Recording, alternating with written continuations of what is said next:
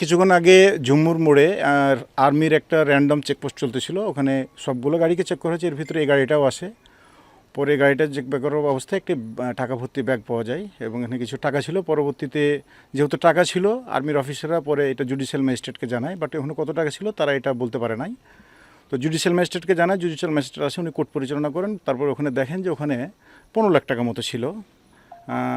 আমরা প্রথমে শুনছিলাম যে 7-8 লাখ টাকা, পরে আমরা জানলাম যে ওখানে 15 লক্ষ টাকা মতো ছিল। এই টাকাটা জানার পরে যেহেতু এটি তাদের নির্বাচনী ফান্ডের টাকা এবং এখানকার সব বৈধ কাগজপত্র আছে এবং তাদের যে বাজেট, এই বাজেটের ভিতরে টাকা, পরবর্তীতে উনি বিনা সত্ত্বে কোনো ধরনের জরিমানা করা ছাড়াই ওনাদেরকে ছেড়ে দিয়েছেন।